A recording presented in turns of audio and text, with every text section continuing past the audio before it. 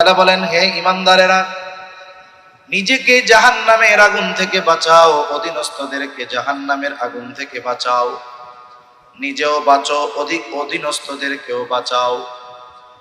নিজেকে কেমনে জাহান্নামের আগুন থেকে বাঁচাবা? আল্লাহ তাআলার আদেশ নিষেধ মান্য করার মাধ্যমে। আল্লাহ তাআলার আদেশ নিষেধ যদি মান্য করতে হয় তাহলে ইলমে দ্বীন ছাড়া সেটা সম্ভব নয়। এই জন্য ইলমে দ্বীন শিক্ষার মাধ্যমে তুমি নিজেকে জাহান্নামের আগুন থেকে বাঁচাও, আর অধীনস্থদেরকে ইলমে দ্বীন শেখানোর মাধ্যমে জাহান্নামের আগুন থেকে বাঁচার ব্যবস্থা করে দাও। এই জন্য মুসলমান ভাইরা, দ্বীনে ইলম ওই পরিমাণ শিক্ষা করা আমাদের সকলের জন্য ফরজ। অধীনস্থদেরকেও দ্বীন শেখানো কিন্তু ফরজ। হয়তো আমাদের মধ্যে অনেক মানুষ আছে যতটুকু ইলমে দ্বীন শিক্ষা করা ফরজ ততটুকু হয়তো শিখতে পারে নাই। যারা পারে না, উলামায়ে কেরামের সাথে পরামর্শ কইরা বিষয়টা শেখার ব্যবস্থা করে নেওয়ার দরকার। নিজের অবস্থা গেল, আগামী প্রজন্মের বিষয়টা কিন্তু মাথায় রাখার দরকার। যারা আমাদের অধীনস্থ আছে এদেরকেও কমপক্ষে ওই ফরজ পরিমাণ দ্বীন শিক্ষার ব্যবস্থা করার দরকার। সেই জন্য আমি নিজেকে যেমন ইলমে দ্বীন অর্জন করার মাধ্যমে জাহান্নাম থেকে বাঁচানোর কারিকুলাম পদ্ধতি অর্জন করব, শিখব, অনুরূপভাবে সন্তানদেরকেও শেখাতে হবে। এটা প্রত্যেকটা অভিভাবকের উপরে তার অধীনস্থের হয়। এজন্য আমি আপনি যদি আমার আপনার অধীনস্থদেরকে ফরজ পরিমাণ ইলমে দ্বীন শিক্ষার ব্যবস্থা না করি তাহলে কিয়ামতের দিন আল্লাহ না করুন ও যদি জাহান্নামী হয়, আর আমার যত বেশি আমল হোক না কেন, কিয়ামতের দিন ও হয়তো আমার জান্নাতে যাওয়ার অন্তরায় বাধা হয়ে দাঁড়ায় যাবে। এই জন্য ফরজ পরিমাণ দ্বীন ইলমে দ্বীন নিজেও শিখবো, অধীনস্থদেরকেও শেখাতে হবে। 2 নাম্বার, দ্বিতীয় স্তর হলো ফরজে কিফায়া। সবাই সমাজে মুফতি হইতে পারবে না, কিন্তু সমাজে কিছু লোক মুফতি না হইলে অসুবিধা আছে। সবাই বড় আলেম হয়তো হবে না, কিন্তু সমাজে কিছু মানুষ না হইলে সবাই ক্ষতিগ্রস্ত হবে। এই জন্য সমাজের কিছু মানুষকে ইলমে দ্বীন, উচ্চ স্তরের দ্বীনি জ্ঞান অর্জনের ব্যবস্থা করে দেওয়াও আমাদের জন্য দায়িত্ব। এজন্য যত মাদ্রাসা আসে, আমরা মনে করি মাদ্রাসাওয়ালা মাদ্রাসা করছে, ওই মাদ্রাসা চালানোর দায়িত্ব তাদের। কিন্তু বাস্তবতা হলো, এক এলাকায় যদি একজন মানুষ মারা যায়, বলেন তো ওই এলাকায় ওই মানুষের জানাজা যদি কেউ না পড়ে, সকলে গুনাহগার হবে কি হবে না? কিন্তু গুটি কয়েক মানুষ যদি পড়ে ফেলে তাহলে সবাই গুনার থেকে বেঁচে যাবে। সেই জন্য যারা উচ্চ স্তরের দ্বীনি জ্ঞান অর্জন করতেছে ওরা আমাদের উপকার করতেছে। এই জন্য আমাদের উচিত তাদের এই দ্বীনি জ্ঞান অর্জন যেন বাধার মুখে না পড়ে যায়, এজন্য তাদেরকে আমাদের সহযোগিতা করার দরকার। এখন আসেন সর্বশেষ কয়েকটা কথা বলি। ইলমে দ্বীন যদি অর্জন করে এর লাভটা কি? 1 নাম্বার, শিক্ষার মূল উদ্দেশ্য হলো একজন ভালো মানুষে পরিণত হওয়া। আর ভালো মানুষ ইলমে দ্বীন ছাড়া হওয়া সম্ভব নয়। দুনিয়ার সকল মানুষ উঁচু মর্যাদা চায়, ইলমে দ্বীন ছাড়া উচ্চ মর্যাদা সম্পন্ন হওয়া সম্ভব নয়। আর সবচাইতে সম্মানিত মানুষকে আল্লাহ তাআলা বলেন, ইন্না আকরামাকুম ইনদাল্লাহি আতকাকুম। ইলমে দ্বীন অর্জন করলে সবগুলোই অর্জন হয়ে যায়। কেমনে? 1 নাম্বার, উচ্চ মর্যাদা লাভ করা যায়। আল্লাহ তাআলা বলেন, ইয়ারফাইল্লাহুল্লাযীনা আমানু মিনকুম ওয়াল্লাযীনা উতুল ইলমা দারাজাত। আল্লাহ রাব্বুল আলামিন বলেন, ইয়ারফাইল্লাহুল্লাযীনা আমানু মিনকুম, তোমাদের মধ্যে যারা ঈমান এনেছে, ওয়াল্লাযীনা উতুল ইলমা দারাজাত, আল্লাহ রাব্বুল আলামিন ঈমান আনার কারণে আর ইলম অর্জন করার কারণে তাদের মর্যাদাকে আল্লাহ তাআলা সমুন্নত করে দিবে। তাদের দারাজাত, তাদের সম্মানকে আল্লাহ বুলন্দ করে দিবে ইলমে দ্বীন অর্জন করার কারণে। সেই জন্য ইমানদারদের মধ্যে, সাধারণ ইমানদারদের মধ্যে আর একজন আলেমের মধ্যে তফাৎ আছে। এই তফাৎটা সর্বপ্রথম আল্লাহ তাআলাই নির্ধারণ করে দিয়েছেন যে ঈমান আনছে মর্যাদাপূর্ণ হলো, কিন্তু হায়ার লেভেলের মর্যাদাপূর্ণ যদি হতে হয় ইলমে দ্বীন অর্জন করে আলেম হতে হবে। আবার আল্লাহ তাআলা বলেন ইন্না আকরামাকুম ইনদাল্লাহি আতকাকুম, আল্লাহ তাআলার কাছে আসলে সম্মানিত কারা? তোমাদের মধ্যে যাদের তাকওয়া যত বেশি আল্লাহর কাছে তার সম্মান তত বেশি। এখন আসেন, তাকওয়া কার বেশি তথা খোদাভীতি কার বেশি? কে আল্লাহকে বেশি ভয় করে? দুনিয়ার মানুষের কথা বাদ দেন, আল্লাহ তাআলাই বলেন ইন্নামা ইয়াখশাল্লাহা মিন ইবাদিহিল উলামা। আল্লাহ তাআলাই বলেন যে নিশ্চয় বান্দাদের মধ্যে আলেমরাই আল্লাহকে বেশি ভয় করে।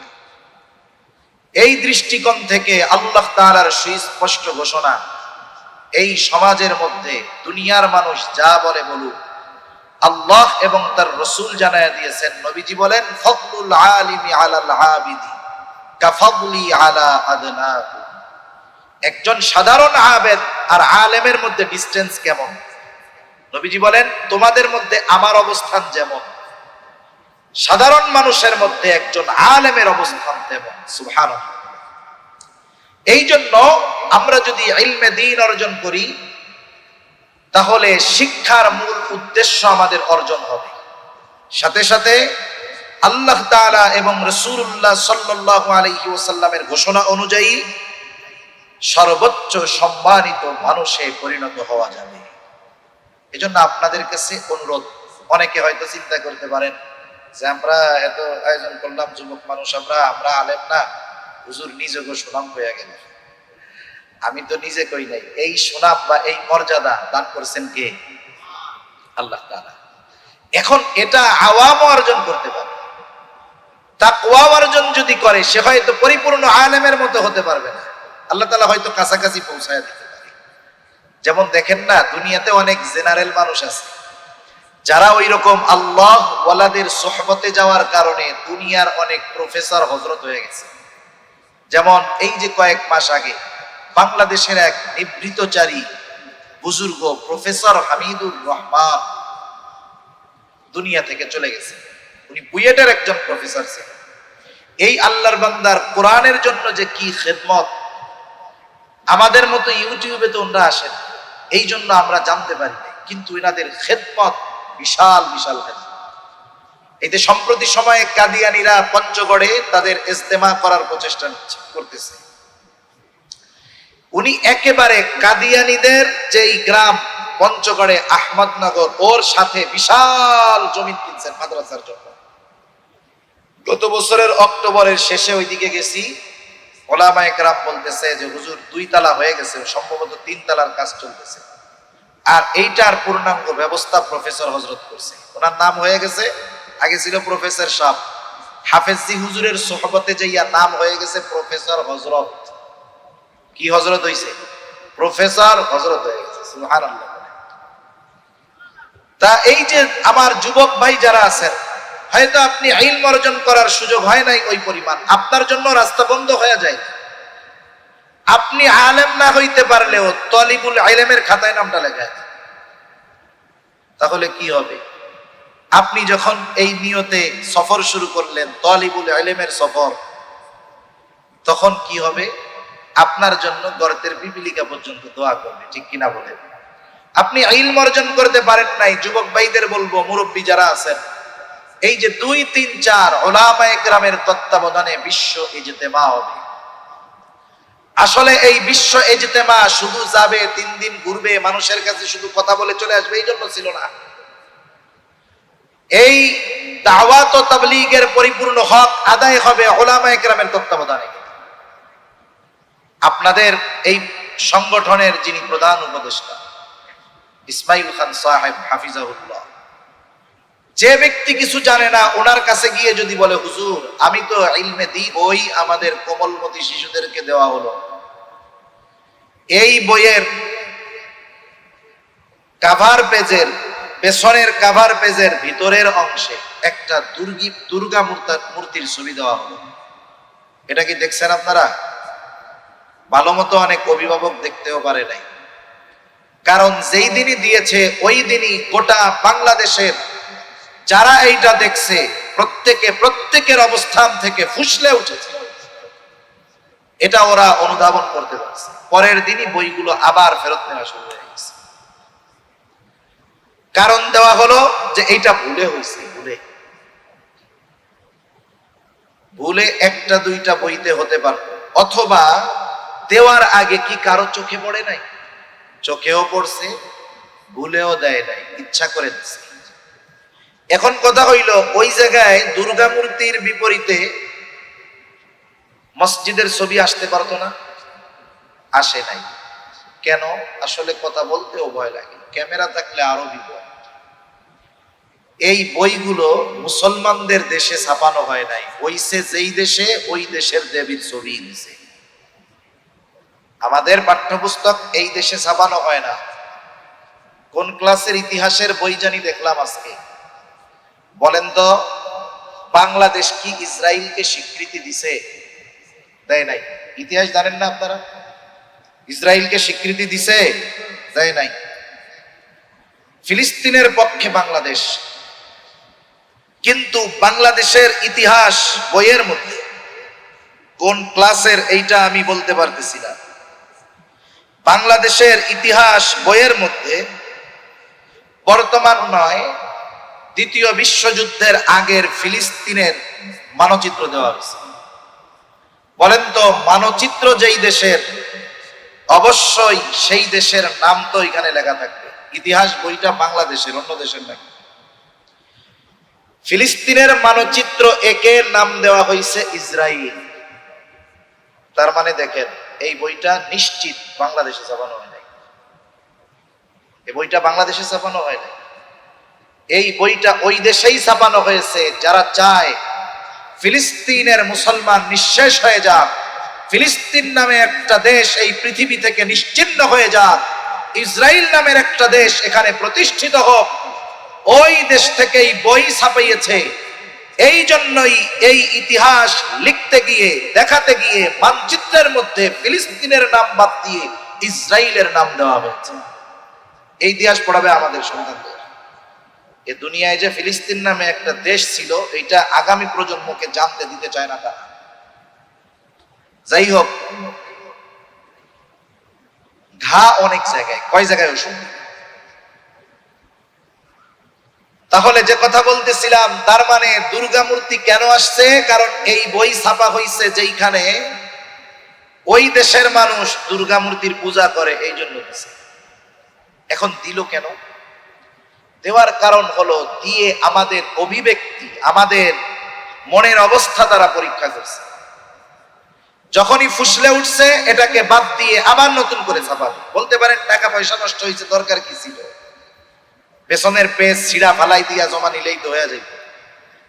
না, কত টাকা নষ্ট হবে বলেন তো? ওই টাকার দাম বেশি না মুসলমানদের ইমানের দাম বেশি? ওরা মুসলমানদের ইমান ধ্বংসের জন্য সব কিছু ব্যয় করতে রাজি আছে, কোনো অসুবিধা নাই। কয়েক হাজার কোটি টাকার বই গেছে, তাতে অসুবিধা নাই। আবার হয়তো বই ঠিক করে কোমলমতি সন্তানদের দেওয়া হবে। আপনারা যদি মনে করেন যে এই ধরনের ভুল এটাই মনে হয় শেষ, আর হবে না, তাইলে আপনারা বড় ভুলের মধ্যে আছেন। এই ধরনের ভুল হবে, তবে হয়তো ওই ভুলটা আর করবে না। মূর্তির ছবি হয়তো দিবে না, অন্য জায়গা দিয়ে ভুল করবে। ভুল করবে ইচ্ছা করে, আমাদের পরীক্ষা করার জন্য যে আমরা সজাগ সচেতন আছি কিনা। বারবার যদি ওই ষড়যন্ত্র করে, বারবার যদি আমরা প্রতিবাদ মুখর হই, দেখবেন ওরা ওই বিষয় বাদ দিয়ে দিবে, কিন্তু চূড়ান্ত ভাবে শেষ করবে না। যদি আমরা আবার মনে করি 10 বার একই ভুল করছি, আমরা যদি মনে করি প্রতিবাদ করে লাভ কি, প্রতিবাদ নতুন একটা ভুল হয়, যা হয় হোক, এই যে কথাটা, এটাই ওরা আমাদের কাছ থেকে চায়। একবার যখন আমরা চুপ হয়ে যাব, দেখবেন ওই মূর্তি বইয়ের কাভার পেজে না, মূল পাঠের মধ্যে নিয়ে আসবে। ঠিক কিনা বলেন? এবার আসেন, প্রত্যেকটা বইয়ের উপরে দেখবেন কিছু ছবি দেওয়া থাকে, ছবি থাকে না? আপনি আমি যদি মনে করি যে এই বইয়ের উপরে ছবিটা মনে হয় এমনিই দিছে, বিষয়টা কিন্তু এমন না। যেই শ্রেণীর বই হোক আর ওই বইয়ের উপরে যেই ছবি থাকবে, বুঝতে হবে ওই শ্রেণীর শিক্ষার্থীদের জন্য ওই বইয়ের ছবির মধ্যে শিক্ষণীয় বিষয় রয়েছে। একটা বইয়ের কভার পেজ, একটা বইয়ের ফ্রন্ট প্রথম পেজটা যেটা থাকে, এটা হলো পুরো বইয়ের সারাংশ, মূল, মনে রাখবেন।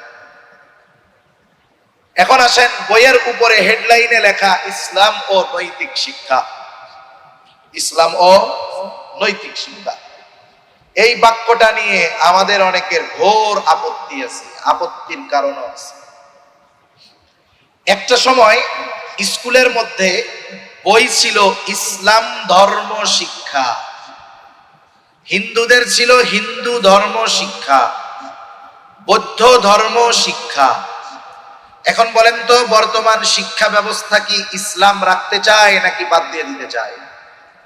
ধর্ম রাখতে চায় নাকি বাদ দিয়ে দিতে চায়? এখন দেখেন, ধর্ম একটা কমন শব্দ, কমন। ইসলামের সাথেও ধর্ম আছে, হিন্দুর সাথেও ধর্ম আছে, বৌদ্ধের সাথেও ধর্ম আছে, খ্রিস্টানের সাথেও ধর্ম আছে। এই নাম থেকে ইসলামকে প্রথমেই বাদ দেওয়া যাবে না। তাহলে কি করতে হবে? যেহেতু সব ধর্মে, ইসলাম ধর্ম শিক্ষা ছিল বইয়ের নাম, এখন শুধু নাম হইল ইসলাম শিক্ষা। মূল টার্গেট, এই শিক্ষা ব্যবস্থা থেকে ইসলামকে বাদ দিতে হবে। লেখায়ও যেমন থাকবে না, পড়ায়ও তেমন থাকবে না। এখন বলেন তো, ওই যে ধর্ম বই ছিল, ইসলাম ধর্ম, হিন্দু ধর্ম, বৌদ্ধ ধর্ম, এই চিন্তা যদি করত যে ইসলাম বাদ দেই, হিন্দু বাদ দেই, বৌদ্ধ বাদ দেই, খ্রিস্টান বাদ দেই, শুধু ধর্ম বই থাক, তাহলে মুসলমানদের সাথে সাথে অন্যান্য ধর্মের মানুষও ফুসলা উঠত। যারা ধর্মপ্রাণ, ওই ধর্মের ধার্মিক, তারাও। একটু খেয়াল করেন কেমন ষড়যন্ত্র। এই জন্য ধর্মের নাম বাদ না দিয়ে শুধু ধর্ম শব্দটাকে বাদ দিছে, অন্যগুলাকে বাদ দেয় নাই। এরপরে আমরা পাইছি, হয়তো আমরা মনে করি ইসলাম ধর্ম শিক্ষা পাইছি অথবা ইসলাম শিক্ষা পেয়েছি। এরপরে কিছুকাল ইসলাম ধর্ম বাদ দিয়ে বইয়ের নাম হইল ইসলাম শিক্ষা। আপনারা প্রাইমারি স্কুলে বা অন্যান্য জায়গায় পাইছেন তো ইসলাম শিক্ষা, নাকি পান নাই? হবে ইসলাম শিক্ষা, এরকম কিছুকাল চলছে। টার্গেট কি? শিক্ষা ব্যবস্থা থেকে ইসলামকে নিশ্চিহ্ন করে দিতে হবে। এই যে কয়েক বছর ধরে দেখতেছি বইয়ের নাম ইসলামের সাথে নতুন আর একটা শব্দ যোগ করলো, ইসলাম ও নৈতিক শিক্ষা। নামটা খুব সুন্দর না? সুন্দর। সব সুন্দর আসলে সুন্দর না, কিছু সুন্দরের মধ্যে বড় ভয়ঙ্কর থাকে। এখন ইসলাম ও নৈতিক শিক্ষা, হুজুর খারাপ কি এই জিনিসটা? ভালোই, আপনাকে আসলে খালি চুলকায়, মানে আমাদের মানুষ বলে তো এরকম। এখন ইসলাম ও নৈতিক শিক্ষা, এখন বলেন, একটা জিনিসকে যদি আপনি পরিপূর্ণ নিশ্চিহ্ন করে দিতে চান, ওই জায়গায় ওই জিনিসের বদলে নতুন আর একটা জিনিসকে সেটেল করতে হবে। আর হুট করে কিন্তু রাত, অন্ধকার রাত পরিপূর্ণ আলোকময় দিন হয় না। হুট করেই কিন্তু পরিপূর্ণ আলোকময় দিন ঘুটঘুটে অন্ধকার হয়ে যায়। ইসলামের সাথে নৈতিক শিক্ষা, এই শব্দ, নৈতিক শব্দটা যুক্ত করার ব্যাপারে ঘোর আপত্তি কেন? এক নাম্বার, আপনাদেরকে জিজ্ঞাসা করি, বুঝে থাকলে একটু জবান খুলে জবাব দিয়ে। ইসলাম এমন এক জীবন ব্যবস্থা, ইসলামের মধ্যে কি কোনো কিছুর অপূর্ণতা আছে? ইসলামের মধ্যে যেমন শরীয়তের হুকুম আহকাম পরিপূর্ণ আছে, ইসলাম আমাদেরকে পরিপূর্ণ নীতি নৈতিকতার শিক্ষা দিয়েছে কি দেয় নাই? তাহলে বুঝে থাকলে বলেন, ইসলামের মধ্যে পরিপূর্ণ নৈতিকতা আছে না নাই? যদি ইসলামের মধ্যে পরিপূর্ণ নৈতিকতা থেকেই থাকে, তাহলে ইসলামের সাথে সাথে আলাদাভাবে নৈতিকতা শব্দকে উল্লেখ কেন করতে হবে? এর দ্বারা আমাদেরকে বোঝানো হলো, বা ওই ছোট বাচ্চাকে বোঝানো হবে, মূল মেসেজ ও বুঝুক আর না বুঝুক, মূল মেসেজ হলো, শোনো, শুধু ইসলাম শিখলেই নৈতিকতা লাভ করা যায় না।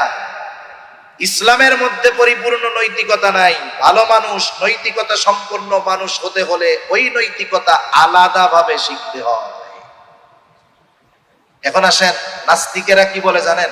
আমরা মুসলমান হব না, আমরা মানুষ হতে চাই, মানবতাই বড় ধর্ম। কত সুন্দর কথা না? বলে মানুষ তো তখন হবে যখন তার মধ্যে ধর্ম নয় বরং নীতি নৈতিকতা থাকবে। কত সুন্দর কথা নাস্তিকদের। মনে রাখতে হবে, জুলুম শুধু ক্ষমতা দিয়ে করে তা না, সুন্দর সুন্দর কথা দিয়েও কিন্তু জুলুম করা হয়। আপনার কাছ থেকে একজন সম্পদ কেড়ে নিবে দুই পদ্ধতিতে পারে। একটা হলো, তার যদি ক্ষমতা থাকে আপনার উপরে ক্ষমতা প্রয়োগ করে ওইটাকে কেড়ে নিতে পারে। এটা কি? জুলুম। এটা কি বলেন? দ্বিতীয় পদ্ধতিটি, সে শক্তি প্রয়োগ করবে না, আপনাকে খুব ফুসলায়া ভুলায়া বালায়া লোভ দিয়া একেবারে আপনার স্বইচ্ছায় আপনার কাছ থেকে ওই জমিনটা সে লিখে নিতে পারে। এই ক্ষেত্রে একটাও কড়া কথা সে বলবে না, সে আপনাকে নরম কথা দিয়া আপনাকে জুলুম করে তার কার্য সে হাসিল করে ছেড়ে দিবে। এই জন্য এইরকম ভালো ভালো মানবতা, মানবাধিকার, নৈতিকতা শব্দ শুনলেই আগে বুঝতে হবে এই শব্দটা কার মুখ দিয়ে বের হচ্ছে। আমেরিকা যদি মানবতার কথা বলে তাইলে বুঝবেন যেই দেশে বলতেছে ওদের শেষ। কারণ আমেরিকার মানবতা হলো মিথ্যা অপবাদ দিয়ে একটা দেশকে পুরো ধ্বংস করে দেওয়া। এখন আসেন, ইসলাম ও নৈতিক শিক্ষা। তাহলে ইসলামের মধ্যে যদি পরিপূর্ণ নৈতিকতাই থাকে তাহলে আলাদাভাবে নৈতিকতা শব্দকে উল্লেখ করার কোনো দরকার ছিল না। কিন্তু কেন করছে? প্রথমে মনে রাখতে হবে, শিক্ষা ব্যবস্থা থেকে ইসলামকে পরিপূর্ণ দূর করতে হবে। তার মানে কি? প্রত্যেক ধর্মের আলাদা আলাদা বই থাকবে না, সব ধর্মের বই হবে কয়টা? একটা। এখন বলেন তো, যদি ইসলাম ও নৈতিক শিক্ষা বই হিন্দুদেরকে দেওয়া হয় যে তোমরা এই বইটা ধর্ম বই হিসাবে পড়বা, বলেন তো ওরা পড়বে নাকি? পড়বে না। তাহলে আসেন, ইসলাম ও নৈতিক শিক্ষা কেন নৈতিকতাকে ব্যবহার করা হলো? একটা জিনিসকে যদি প্রতিষ্ঠিত করতে হয় বা একটা জিনিসকে যদি বাদ দিতে হয়, ওই বাদ যেই জিনিসটা দেওয়া হবে ওই জিনিসের সমকক্ষ আর একটা পরিচিত, গ্রহণযোগ্য, প্রসিদ্ধ জিনিসকে দাঁড় করাতে হবে। যখন 20 বছর ইসলাম ও নৈতিক শিক্ষা নামে বই চলতে থাকবে, মানুষের মধ্যে এই নৈতিক শব্দটা বেশি আকারে সামনে আসবে, অবস্থা পর্যবেক্ষণ করে ওরা এক সময় ইসলামকে বাদ দিয়ে বইয়ের নাম দিবে শুধু নৈতিক শিক্ষা। এখন কি হলো? ওই বইয়ের নাম নৈতিক শিক্ষা থাকবে। প্রত্যেকটা ধর্মগ্রন্থের, যেই ধর্ম হোক, ওই ধর্মের ধর্মগ্রন্থের মধ্যে কিছু কিছু নৈতিক কথা আছে। এইবার ওই নৈতিক শিক্ষা বইয়ের মধ্যে প্রত্যেক ধর্ম থেকে কিছু কথা ঢুকিয়ে এনে এই বইটাকে এবং ওই বইয়ের শিক্ষার্থীদেরকে সেকুলার বানায়া ফেলা হবে। লিখে রাখতে পারেন, আজকে তারিখ দিয়ে লিখে রাখেন, এই মোল্লায় এই কথা কইয়া গেছে। যদি এই বিষয়টার পরিপূর্ণ প্রতিবাদ না হয়, শিক্ষা ব্যবস্থা যদি এই গতিতে পরিবর্তন হতে থাকে, যদি বাধা দেওয়া যায়, থামায়া দেওয়া যায়, তো আলহামদুলিল্লাহ। তাইলে 20 বছর পরে স্কুলের মধ্যে ইসলাম শিক্ষা নামে কোনো বই থাকবে না, যেমন নাকি অতীত থেকে পরিবর্তন হয়ে আসতেছে। তাহলে এই শিক্ষা ব্যবস্থা যেখান থেকে ইসলামকে দূর করে দেওয়া হবে, বলেন এই শিক্ষা আমাদের সন্তানদের জন্য কল্যাণকর না ক্ষতিকর? এবার আস্তে আস্তে একটু উপরের ক্লাসের দিকে যাই। আলিয়া মাদ্রাসার বইয়ের কথাটাই প্রথম বলি। আলিয়া মাদ্রাসার ক্লাস 6 এর একটা বই, নাম হলো শিল্প ও সংস্কৃতি শিক্ষা। শিল্প ও সংস্কৃতি শিক্ষা। এই বইয়ের কাভার পেজে একেবারে প্রথম পৃষ্ঠার মধ্যে ছবি দেওয়া হয়েছে, সুন্দর একটা ছবি। ছবিটা কি? যে ছবির মধ্যে দুইটা মেয়ে, একটা মেয়ে হারমোনিয়াম বাজাইতেছে, গান গাচ্ছে, আর একটা মেয়ে নাচানাচি করতেছে। হারমোনিয়াম বাজাচ্ছে আর নাচানাচি করতেছে। সাথে সাথে আর একটা ছেলেও ওদের সামনে আছে। এদের মাথার মধ্যে কোনো হিজাব নেকাব কোনো কিছু নাই। সাথে সাথে এরা বেপরদায় অবস্থায় পরিপূর্ণ মুখ খুলে আছে। এই যে দাখিল ষষ্ঠ শ্রেণী, এটা কি স্কুলে পড়ায় না আলিয়া মাদ্রাসায় পড়ায়? আচ্ছা, আসে ক্লাস 6-এ কারা পড়ে? যাদের বয়স কমপক্ষে 7, 6, 6, 12 বছরের কমে ক্লাস 6-এ পড়ে না। 12-13 বছরের যেই শিক্ষার্থী, ছেলে হোক আর মেয়ে হোক, এরা প্রাপ্তবয়স্ক হয়ে যায় অধিকাংশ ক্ষেত্রে। আহাদ্দুল বুলুগ, বালেগ হওয়ার সর্বশেষ সীমা ছেলেদের ক্ষেত্রে, আহাদ্দুল বুলুগ বালেগ হওয়ার সর্বশেষ সীমা হলো 15 বছর। 15 বছর ইংরেজি হিসাবে নয়, বরং আরবি তথা চন্দ্র হিসাবে। চন্দ্র হিসাবে যদি 15 বছর হয়, তাহলে ইংরেজি হিসাবে হবে 14.5 বছরের একটু বেশি, 14.5 বছর ধরে। তাহলে একটা ছেলের যখন 14.5 বছর বয়স হবে, তখন সে পরিপূর্ণ প্রাপ্তবয়স্ক। এর আগেও হতে পারে, 11-12 বছরেও বালেগ হয়ে যেতে পারে, কোনো অসুবিধা হতে পারে। একটা মেয়ে সাধারণত 9 বছর বয়সে প্রাপ্তবয়স্কা হয়ে যায়। তার হায়েজ শুরু হয়ে যায় 9 বছর বয়সে, অধিকাংশ ক্ষেত্রে 9, 10, 11। তার মানে ক্লাস 6-এ যেই ছেলে যেই মেয়ে পড়ে, অবশ্যই এরা বালেগ বালেগা এবং শরীয়তের প্রতিটি হুকুম তাদের উপরে কার্যকর হবে। এখন বলেন তো, কোন প্রাপ্তবয়স্কা মেয়ে সে কি খালি মাথায় চুল দেখায়া, চেহারা দেখায়া রাস্তায় চলতে পারবে? পারবে না। তাহলে 1 নাম্বার, এই ছবির মাধ্যমে আলিয়া মাদ্রাসার 6ষ্ঠ শ্রেণীর ছাত্র ছাত্রীদেরকে বোঝানো হলো যে শোনো, মাদ্রাসায় পড়লে যে হিজাব বোরকা পড়তে হবে তা নয়, বরং তোমরা মাথার চুল খুলে চলে আসতে পারবা, কোনো অসুবিধা নাই। 2 নাম্বার, বলেন তো, মুসলিম যেহেতু আমরা, আমাদের শিল্প সংস্কৃতি, ব্যক্তিগতভাবে মুসলমানদের সংস্কৃতি আছে না নাই? আমাদের সংস্কৃতিতে গান বাদ্য এগুলো হালাল না হারাম? এই ছবিটা দেওয়ার মাধ্যমে বুঝায়া দিল, এই ক্লাস 6-এর ছাত্র ছাত্রীরা যারা মাদ্রাসায় পড়ো, শোনো, তোমাদের জন্য গান বাদ্য নাচানাচি এটাও বৈধ। নাউজুবিল্লাহ বলেন। তাহলে এরা কি চায়? আমাদের আলিয়া মাদ্রাসার 6ষ্ঠ শ্রেণীর ছাত্র ছাত্রীদেরকে গান শুইনা, বেপরদায় চইলা নাচানাচি শেখাইতে চায়, ওখানে আলেম বানাতে চায় না। এবার আসেন আর একটু উপরে যাই, এগুলো না রাখলেও বিপদ। এবার আসেন 8ম শ্রেণী, দাখিল 8ম শ্রেণীর বই, শিল্প ও সংস্কৃতি। এইখানে বাঁশির ছবি দেওয়া আছে, একতারার ছবি দেওয়া আছে, তবলার ছবি দেওয়া আছে, আর একটা এই যে কান্দের উপরে রেখে এরকম বাজায়, বেহালার ছবি দেওয়া আছে। বলেন তো, এই 4 জিনিসের কোন জিনিস আলেম হওয়ার জন্য লাগে? একটাও লাগে? এই প্রত্যেকটা জিনিস, এগুলো গান বাদ্যের সময় লাগে। 8ম শ্রেণীর একটা ছাত্র ছাত্রী, কমপক্ষে তার বয়স হবে 14 থেকে 15 বছর। ওদেরকে শিখাচ্ছে যে তোমরাও এইরকম ঢোল তবলা গান বাদ্য নিয়ে বাজায় বেড়াও, কোনো অসুবিধা নেই। তাহলে স্কুলের কথা পরে রাখেন, আলিয়া মাদ্রাসার মধ্যেও আমাদের সন্তানদেরকে দ্বীনহীন করার অপচেষ্টা চালানো হচ্ছে, ঠিক কিনা বলে? আমাদের অনেক মুরব্বীরা আলিয়ারে কইতো খালিয়া বলতো, মানুষেরা কইতো এই কোরআন হাদিস এখানে পড়ায় না, এই যে কোরআন হাদিস পড়াইতেছে, কোরআন হাদিস পড়াইতেছে। এখন আসেন আরো কথা বলি, আলিয়া মাদ্রাসার কথা বাদ দেন, এবার একটু স্কুলের দিকে আসি। স্কুলের 7ম শ্রেণীর একটা বই, ইতিহাস ও সামাজিক বিজ্ঞান। ইতিহাস ও সামাজিক বিজ্ঞান, সব বলতে গেলে অনেক সময় চলে যাবে, 11:30 বেজে গেছে, সময় কেমনে যায়। 7ম শ্রেণীর বইটার নাম হলো ইতিহাস ও সামাজিক বিজ্ঞান।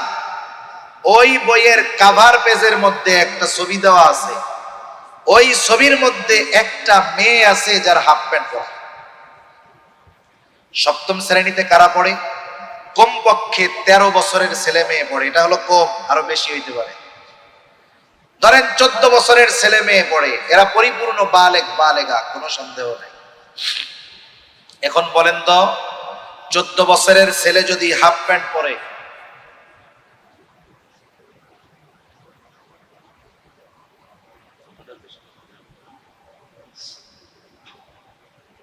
অধিকাংশ ছেলে যারা আছে বলেন তো, ছেলেরা যদি হাফ প্যান্ট পরে, হাফ প্যান্ট, তাহলে 14 বছরের বয়সের ছেলে যদি হাফ প্যান্ট পরে, হাঁটুটাকে না ঢেকে বের করে দেয়, নাভির নিচে যদি প্যান্ট পরে, বলেন তো এই হাফ প্যান্ট যদি সে পরে তার সওয়াব হবে না গুনাহ হবে? নিঃসন্দেহে ফরজ তরকের গুনাহ হতে থাকবে। কারণ তার জন্য কমপক্ষে নাভি থেকে নিয়ে হাঁটুর নিচ পর্যন্ত ঢেকে রাখা ফরজ ছিল। আর একজন মেয়ের জন্য পর্দা কতটুকু, একজন প্রাপ্ত বয়স্কা নারী মেয়ের জন্য পর্দা কতটুকু, সেটার গোটা দেহ ঢেকে রাখে। কোরআনুল কারীমে তো আল্লাহ তাআলা জানায়া দিয়েছেন, কোন মেয়ে রাস্তা দিয়ে চলার সময় জোরে আওয়াজ করেও চলবে না। তার কথাটাকে যেখানে সতরের অন্তর্ভুক্ত করা হয়েছে, ওই ক্লাস 7 এর মেয়েকে শিক্ষা দেওয়া হচ্ছে, বোঝানো হচ্ছে, তুমি ক্লাস 7 এ পড়ো, তাতে কি, তুমি হাফ প্যান্ট পরলে কোনো অসুবিধা নাই। নাউজুবিল্লাহ বলে। যাই হোক, এত লম্বা কথা বলার মতো সময় সুযোগ নাই। তাহলে আমাকে একটু বুঝে থাকলে বলেন, জাগতিক শিক্ষার যেই ক্ষতিকারক দিক, ওই ক্ষতিকারক দিকটা যদি কারো মধ্যে পরিপূর্ণ ঢুকে যায়, তার শুধু ক্ষতি হবে নাকি দুনিয়া আখিরাত উভয় জাহানের ক্ষতি হবে? দুনিয়া আখিরাত উভয় জাহানের ক্ষতি হবে। আর এই পাঠ্যপুস্তকের মধ্যে কোন বিষয়ের শিক্ষার প্রতি প্রমোট করা হয়েছে, হযরত আগে আলোচনা করছে ট্রান্সজেন্ডারের ব্যাপারে, ফ্রি মিক্সিং এর ব্যাপারে। 14ই ফেব্রুয়ারি আসতেছে, যুবক যুবতী কি করবে, ওই বিষয়গুলোর ব্যাপারে উদ্বুদ্ধ করা হয়েছে, অনেকগুলো গল্প আছে। তাহলে জাগতিক শিক্ষার দুইটা দিকের একটা দিক ক্ষতিকারক দিক, আর ক্ষতিগুলো এমন ক্ষতি, ওই শিক্ষায় যদি আমার আপনার সন্তান শিক্ষিত হয়, দুনিয়া আখিরাত উভয় জাহান বরবাদ হবে, বেঈমান হবে। ওই শিক্ষার দ্বারা সুনাগরিক তো হবেই না, বরং এই সমাজ ব্যবস্থার পরিপূর্ণ অধপতন হবে। ঠিক কিনা বলেন? এরপরে জাগতিক শিক্ষার দ্বিতীয় দিক হলো উপকারী দিক। তবে এই উপকারী দিকটা কাজে লাগবে তখন ওই উপকারী বিষয়ের সাথে দ্বীনি বিষয়ের সমন্বয় হবে যখন। মনে করেন একজন জাগতিক শিক্ষায় লেখাপড়া করে ডাক্তার হয়েছে, ডাক্তারি জ্ঞান অর্জন করে সে ডাক্তার হয়েছে। এখন সে যদি এই উপকারী বিদ্যাকে সঠিকভাবে ব্যবহার না করে, মনে করে যে আমি চিটাগাঙে একটা বড় চেম্বার দিব, 2000 টাকা ভিজিট নিব, রোগী যেই আসুক অসুস্থ না হইলেও 20,000 টাকা টেস্ট দিব, নির্দিষ্ট ডায়াগনস্টিক সেন্টারে টেস্ট করবে, আর ওইখান থেকে কমিশন খাবো। বলেন তো, এই উপকারী শিক্ষা যদি এই কাজে ব্যবহার করে, এটা কি তার জন্য উপকারী থাকবে না ক্ষতিকর হয়ে যাবে? যদিও কিছু দুনিয়ায় সম্পদ কামাবে, কিন্তু ক্ষতিকর হবে। তবে সে যদি ডাক্তার হয়ে এই চিন্তা করে যে আমার গ্রামের মানুষ গরিব, সপ্তাহে একদিন অথবা মাসে একদিন আমি তাদের কাছে যাব, ফ্রি তাদেরকে দেখবো, ট্রিটমেন্ট দিব, প্রাথমিক চিকিৎসার ওষুধগুলো তাদেরকে ফ্রি দিয়ে দিব, আর এই কাজটা আমি দুনিয়ার কোনো স্বার্থে করব না, একমাত্র আল্লাহর সন্তুষ্টির জন্য করব। এখন বলেন তো, এই দ্বীনি বিষয়টা তথা আল্লাহর জন্য মানুষের খেদমতে খালকের নিয়তে আল্লাহর সন্তুষ্টির উদ্দেশ্যে যদি এই ডাক্তার ওইভাবে মানুষকে সেবা দেয়, বলেন তো তার সওয়াব হবে কি হবে না? সে এই দুনিয়াবি উপকারী জ্ঞানের মাধ্যমে দুনিয়ায় সম্পদ যেমন কামাবে, আখিরাতেও সে নাজাত পাওয়ার একটা ব্যবস্থা তার জন্য হয়ে যাবে। তাহলে এবার আসেন ধর্মীয় বিষয়ের দিকটা আমরা একটু জানি। ধর্মীয় শিক্ষারও দুইটা দিক, দুইটা স্তর, একটা হলো ফরজে আইন আর একটা হলো ফরজে কিফায়া। ফরজে আইন এটা সকল মুসলমানের জন্য ফরজ ওই পরিমাণ জ্ঞান অর্জন করা। এজন্য রাসূলুল্লাহ সাল্লাল্লাহু আলাইহি ওয়াসাল্লাম বলেন, তলাবুল ইলমি ফারিদাতুন আলা কুল্লি মুসলিম, দ্বীন ইলম শিক্ষা করা প্রত্যেক মুসলমান নরনারীর উপরে ফরজ। তবে কতটুকু শিখবে? কেউ কেউ বলেন নিজেকে পরিপূর্ণ দ্বীনের উপরে চালাতে যতটুকু ইলমে দ্বীন দরকার ততটুকু তাকে শিখতে হবে, এটা তার জন্য ফরজ। কেউ বলেন না, আর একটু বেশি। কেন? কারণ আল্লাহ তাআলা কোরআনুল কারীমের মধ্যে বলেন, ইয়া আইয়ুহাল্লাযীনা আমানু কু আনফুসাকুম ওয়া আহলিকুম নারা ওয়াকুদুহান নাস ওয়াল হিজারা। আল্লাহ তাআলা বলেন, হে ঈমানদারেরা, নিজেকে জাহান্নামের আগুন থেকে বাঁচাও, অধীনস্থদেরকে জাহান্নামের আগুন থেকে বাঁচাও, নিজেও বাঁচো, অধীনস্থদেরকেও বাঁচাও। নিজেকে কেমনে জাহান্নামের আগুন থেকে বাঁচাবা? আল্লাহ তাআলার আদেশ নিষেধ মান্য করার মাধ্যমে। আল্লাহ তাআলার আদেশ নিষেধ যদি মান্য করতে হয় তাহলে ইলমে দ্বীন ছাড়া সেটা সম্ভব নয়। এই জন্য ইলমে দ্বীন শিক্ষার মাধ্যমে তুমি নিজেকে জাহান্নামের আগুন থেকে বাঁচাও, আর অধীনস্থদেরকে ইলমে দ্বীন শেখানোর মাধ্যমে জাহান্নামের আগুন থেকে বাঁচার ব্যবস্থা করে দাও। এই জন্য মুসলমান ভাইরা, দ্বীনে ইলম ওই পরিমাণ শিক্ষা করা আমাদের সকলের জন্য ফরজ। অধীনস্থদেরকেও দ্বীন শেখানো কিন্তু ফরজ। হয়তো আমাদের মধ্যে অনেক মানুষ আছে যতটুকু ইলমে দ্বীন শিক্ষা করা ফরজ ততটুকু হয়তো শিখতে পারে নাই। যারা পারে না, উলামায়ে কেরামের সাথে পরামর্শ কইরা বিষয়টা শেখার ব্যবস্থা করে নেওয়ার দরকার। নিজের অবস্থা গেল, আগামী প্রজন্মের বিষয়টা কিন্তু মাথায় রাখার দরকার। যারা আমাদের অধীনস্থ আছে এদেরকেও কমপক্ষে ওই ফরজ পরিমাণ দ্বীন শিক্ষার ব্যবস্থা করার দরকার। সেই জন্য আমি নিজেকে যেমন ইলমে দ্বীন অর্জন করার মাধ্যমে জাহান্নাম থেকে বাঁচানোর কারিকুলাম পদ্ধতি অর্জন করব, শিখব, অনুরূপভাবে সন্তানদেরকেও শেখাতে হবে। এটা প্রত্যেকটা অভিভাবকের উপরে তার অধীনস্থের হয়। এজন্য আমি আপনি যদি আমার আপনার অধীনস্থদেরকে ফরজ পরিমাণ ইলমে দ্বীন শিক্ষার ব্যবস্থা না করি তাহলে কিয়ামতের দিন আল্লাহ না করুন ও যদি জাহান্নামী হয়, আর আমার যত বেশি আমল হোক না কেন, কিয়ামতের দিন ও হয়তো আমার জান্নাতে যাওয়ার অন্তরায় বাধা হয়ে দাঁড়ায় যাবে। এই জন্য ফরজ পরিমাণ দ্বীন ইলমে দ্বীন নিজেও শিখবো, অধীনস্থদেরকেও শেখাতে হবে। 2 নাম্বার, দ্বিতীয় স্তর হলো ফরজে কিফায়া। সবাই সমাজে মুফতি হইতে পারবে না, কিন্তু সমাজে কিছু লোক মুফতি না হইলে অসুবিধা আছে।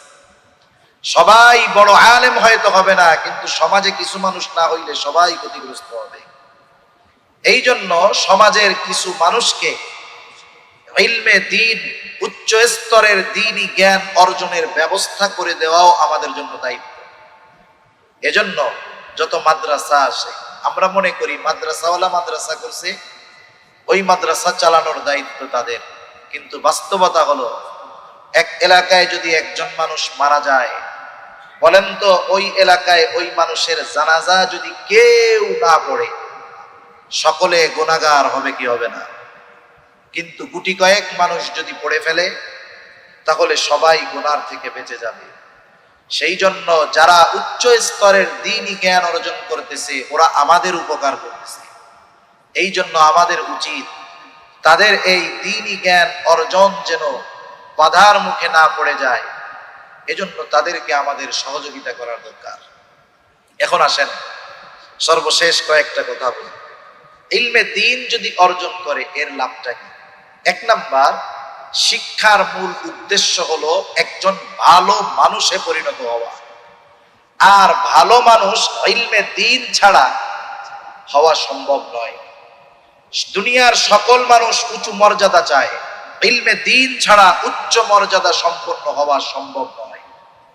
আর সবচাইতে সম্মানিত মানুষকে আল্লাহ তাআলা বলেন, ইন্না আকরামাকুম ইনদাল্লাহি আতকাকুম।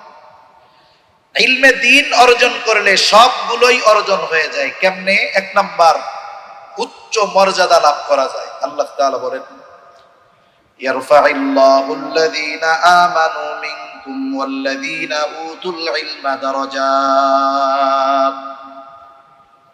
আল্লাহ রাব্বুল আলামিন বলেন, ইয়ারফাইল্লাহুল্লাযীনা আমানু মিনকুম, তোমাদের মধ্যে যারা ঈমান এনেছে, ওয়াল্লাযীনা উতুল ইলমা দারাজাত, আল্লাহ রাব্বুল আলামিন ঈমান আনার কারণে আর ইলম অর্জন করার কারণে তাদের মর্যাদাকে আল্লাহ তাআলা সমুন্নত করে দিবে।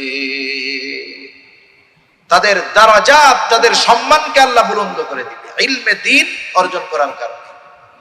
সেই জন্য ঈমানদারদের মধ্যে, সাধারণ ঈমানদারদের মধ্যে আর একজন আলেমের মধ্যে তফাৎ আছে। এই তফাৎটা সর্বপ্রথম আল্লাহ তাআলাই নির্ধারণ করে দিয়েছেন।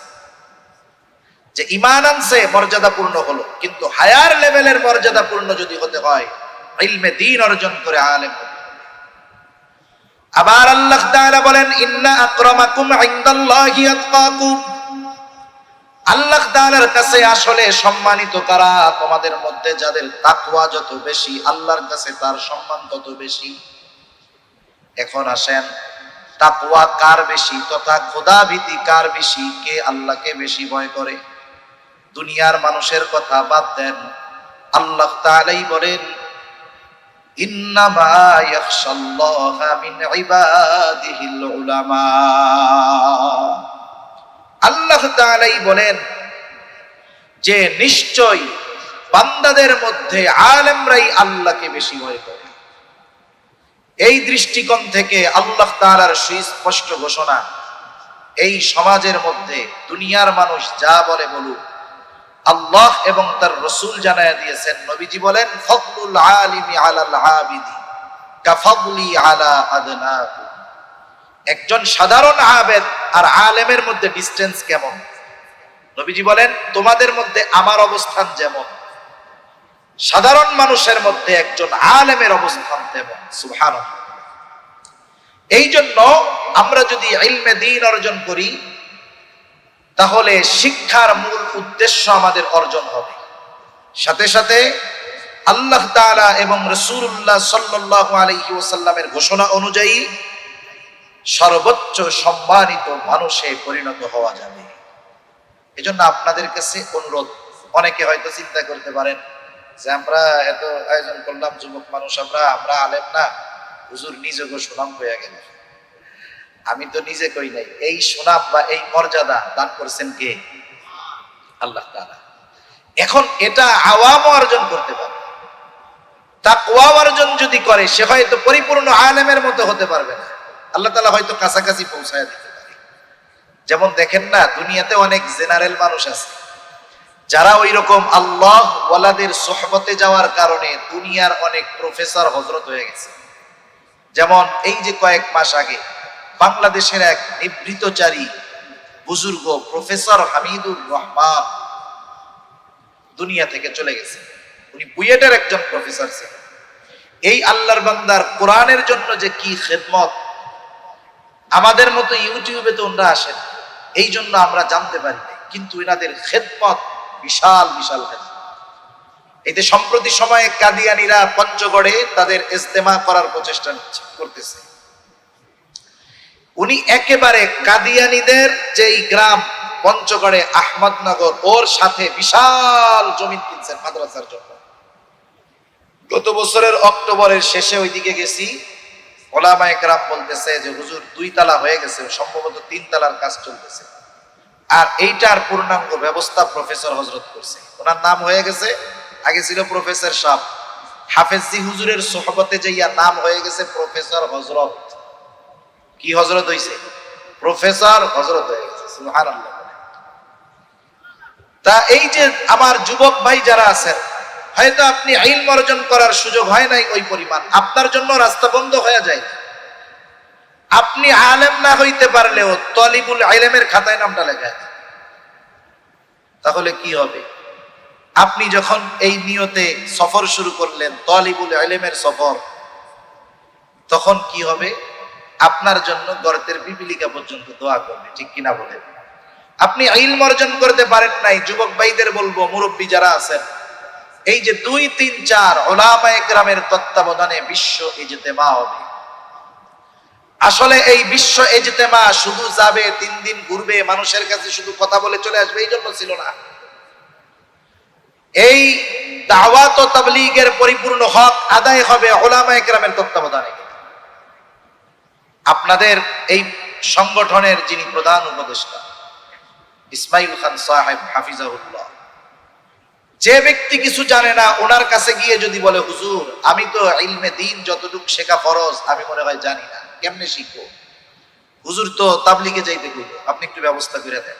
দেখবেন উনি আপনাকে এমন এক জামাতের সাথে দিয়ে দিবে, 3 চিল্লা সময় দেন, 120 দিন উলামায়ে কেরামের তত্ত্বাবধানে থাকবেন।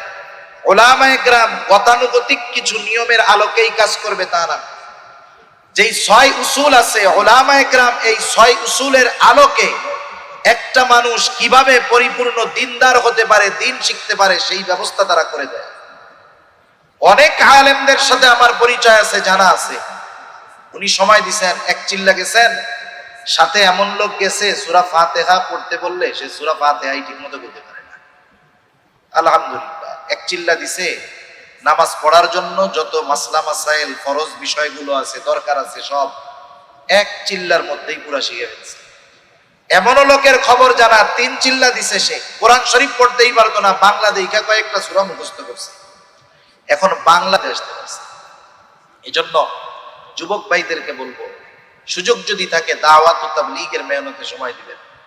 সাথে সাথে যাদের সুযোগ আছে সন্তানদেরকে ওই নাস্তিক যদি না বানাতে চান, ঈমান যদি বাঁচাতে চান, অবশ্যই দ্বীন শিক্ষায় শিক্ষিত করতে হবে। সাথে সাথে যুবক তরুণ প্রজন্মকে বলবো, আপনারা উলামায়ে কেরামের সাথে একটু সংস্পর্শ রাখবেন। জীবনের প্রত্যেকটা সিদ্ধান্তের ক্ষেত্রে উলামায়ে কেরামের পরামর্শ দেন। আসলে ইসলাম বিদ্বেষীরা সাধারণ মানুষকে আলেমদের থেকে দূরে সরাতে চায়। কেন চায়? আসলে আমাদেরও ব্যর্থতা মনে হয়। আমার দাদা কিন্তু ইমাম ছিলেন, দীর্ঘকাল 2টা মসজিদের ইমামতি উনি করছেন। মারা গেছেন 1998 সালে। নিজের গল্প বলতেছি তা না, অভিজ্ঞতা আপনাদের সাথে শেয়ার করতেছি। ওই সময় 98তে মারা গেছে, তার মানে দাদা যখন ওই সব এলাকায় ইমামতি করতেন, ওই সময় যেই মানুষগুলো এখন বুড়া তারা যুবক ছিল। অনেক বুড়া মানুষ আইসা আমাদের কাছে বলে, আমার কাছে বলে যে আমি যে বিয়ে করছি এটা আপনার দাদার পরামর্শে। তার মানে একটা ছেলে বিবাহ করবে, আগে ইমাম সাহেবের কাছে আসতো যে হুজুর বিবাহ শাদী করতে চাই। ছেলের বাপ আসতো যে হুজুর বিবাহ শাদী করতে চাই, মেয়েটা কেমন হইলে ভালো হয়, এই সেই। আর যদি চেনা জানা থাকতো তাইলে বলতো আপনি বলেন তো কেমন, আপনি বললে আমরা রাজি আছি। বিবাহ করবে, ঘরের কোনো বিষয়ে সিদ্ধান্ত নিবে, এটাও ইমামের সাথে আলেমের সাথে পরামর্শ করতো। কিন্তু আমাদের সাথে আলেমদের সাথে সেই সম্পর্ক আগের মতো নাই। আজকে সমাজের মধ্যে অবস্থা কি, আমরা বিবাহের পরে যখন 2 জনের বনাবনি হয় না, একজন স্বামী স্ত্রীরে 15টা মাইরা দেয়। কি মাইরা দেয় বুঝতে পারছেন? 14 গোষ্ঠী ধইরা দিলাম করে মেরা দেয় না। এরপরে আইসা মুফতি সাহেবের কাছে আইসা বলছে হুজুর কাম তো এই করছি, এখন কি করা যায়? কেন বিয়ার আগে আইসা কোয়া গেছিল না হুজুর বিয়া করতে চাই, এখন কি করা যায়? অথবা 2 জনের মধ্যে একটু দ্বন্দ্ব লাগছে, তখন হুজুরের কাছে আইসা বলা যাইতো যে হুজুর আমার তো পারিবারিক এই সমস্যা, আপনি আমারে একটু সলিউশন দিয়ে দেন, কি করা যাইতে পারে? তখন হয়তো উনি একটা সুন্দর পরামর্শ দিতেন। এজন্য যারা তরুণ যুবক আছেন, আপনাদেরকে বেশি কিছু বলবো না, অনুরোধ থাকবে, যেহেতু আপনাদের এখানে অনেক উলামায়ে কেরাম আছে, আপনি জীবনের প্রতিটা পদক্ষেপ উলামায়ে কেরামের সোহবতে পরামর্শে কাটান, ওনাদের সোহবতে থাকেন। আশা করি আপনি হয়তো স্কুল কলেজ ভার্সিটিতে পড়ে ডাক্তার হবেন, ইঞ্জিনিয়ার হবেন, কিন্তু উলামায়ে কেরামের সোহবত পরামর্শে থাকার কারণে হয়তো আল্লাহ তাআলা আপনাদেরকেও ওই প্রফেসরের মতো এক সময় নামের সাথে হযরত লাগানোর ব্যবস্থা করে দিতে পারে, ঠিক কিনা বলে? কত সম্মান, কত আলেম ওনার কাছে যায়। এজন্য আমার যুবক ভাইদেরকে বলবো, আগামী প্রজন্মের সামনের পথ বড় কণ্টাকাকীর্ণ। হয়তো আপনি আপনার ডিভাইসের মোহে আছেন, অন্যান্য মোহে আছেন, টের পাচ্ছেন না, কিন্তু এ জাতির রাহবার উলামায়ে কেরাম যারা, এরা বুঝতে পারতেছে যে আমাদের আগামী প্রজন্মের সামনের পথ বড় অন্ধকার। এজন্য যারা তরুণ আছেন, যুবক আছেন, ওলামায়ে কেরামের সাথে পরামর্শ সাপেক্ষে জীবন চালাবেন তো ইনশাআল্লাহ? কারা কারা রাজি আছেন হাত উঁচা করেন তো। আল্লাহ তাআলা কবুল করুক, সকলে বলি আমিন। মাশাআল্লাহ, হাত নামান। আল্লাহ সুবহানাহু ওয়া তাআলা এতক্ষণ যেই কথাগুলো বললাম, কথাগুলো আমাদের জন্য যেন দুনিয়া আখিরাতের কল্যাণকর হয়, সকলে বলি আমিন। ওয়া আখিরু দাওয়ানা আনিল হামদুলিল্লাহি রাব্বিল আলামিন। আসসালামু আলাইকুম ওয়া রাহমাতুল্লাহি ওয়া বারাকাতুহু।